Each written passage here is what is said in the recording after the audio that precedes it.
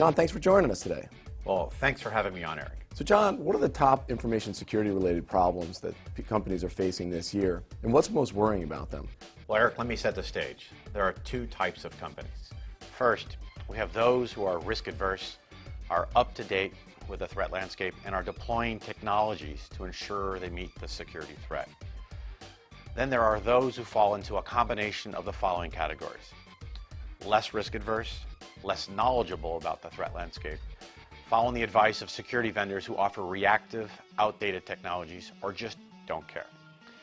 The latter category are busy evolving from simplistic web filtering to active web security, deploying secure web gateways to address the mass attacks that have shifted from email to web 3 or 4 years ago, and only in the last couple of years expanding into areas like social media scams. They are focused on the mass attacks we have seen out in the internet for a while now. Interesting. The security conscious, sophisticated companies are enhancing their secure web gateways and ensuring that they have the right mix of reactive and proactive security engines. They have been well positioned to address the rise of targeted attacks and to expand these security engines to also cover email, where there is an increase in malicious activity, mainly driven by these targeted attacks. These more savvy companies have moved on beyond mass attacks and understand that targeted attacks are the new threat. And this is exactly why companies have turned to M86 Security for help, looking for truly innovative and proactive security solutions. Now, we have also seen cloud projects and mobile platforms, deployment strategies like BYOD or bring your own device, but a solid, fluid security strategy based on leading innovative technologies and products will adapt and extend to cover these new requirements now and in the future. Last year at the SC World Congress, we had a panel of CSOs and law enforcement officials. We were talking about hacktivism. Already Anonymous is showing all kinds of interesting attacks going on. Companies are reporting it left and right. Why do you think this is a problem? And more importantly, what do you think companies are doing with related to their risk management strategy? Sure. So these hacktivists or cyber terrorism events that we have seen in the last year or so are one of the factors that are driving the surge in targeted attacks.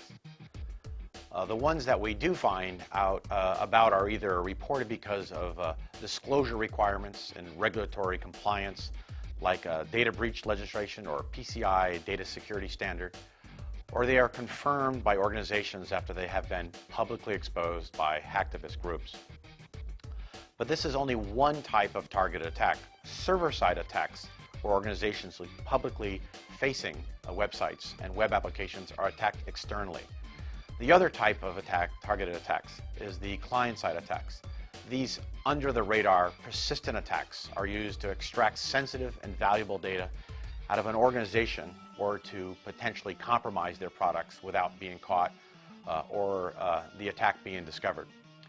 You have to wonder what else we'll uncover in 2012 as the notification requirements become widespread through the new acts like the EU or European Union data breach legislation. The critical factor in these attacks is that if they want to attack you, generally they are successful.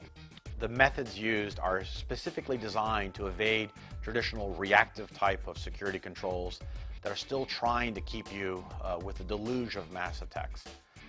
For example, malware samples based on new, unknown, true zero-day vulnerabilities. If a company is only considering or has a reactive model, and if that attack is new and targeted only at you, how is the security vendor ever going to see it in the wild or protect you from getting hit? Wow. Company executives need to determine where their company is in terms of targeted attacks. How much of a target are they? How valuable is their intellectual property?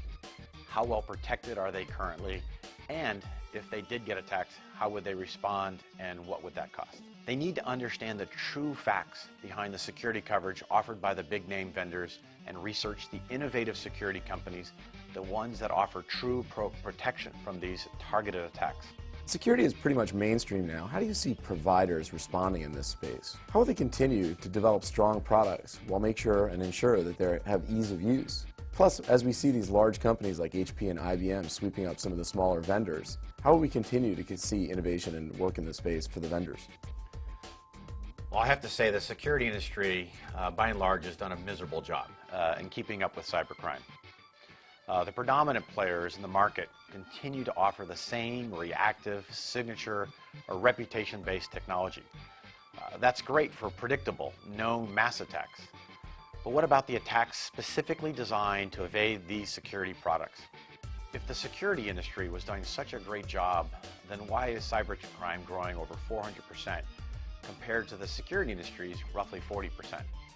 What happens in the security industry is that the large security vendors with many products offerings rarely innovate in pure new security technologies. That's where the smaller, more nimble security vendors come into the market. The smaller vendors get snapped up by the big guys, and that in some cases stifles innovation. So while the attackers are constantly evolving and developing their attacks, the security industry pushes forward in a series of stumbling, slow improvements to the amusement of the attackers, I'm sure. So while the attackers are constantly evolving and developing their attacks, the security industry pushes forward in a series of stumbling, slow improvements to the amusement of the attackers, I'm sure. So unless this changes, then there will always be a place for new, nimbler, innovative vendors with the next great idea. John, that was a ton of very interesting information in a really short period of time. Thanks for joining us today.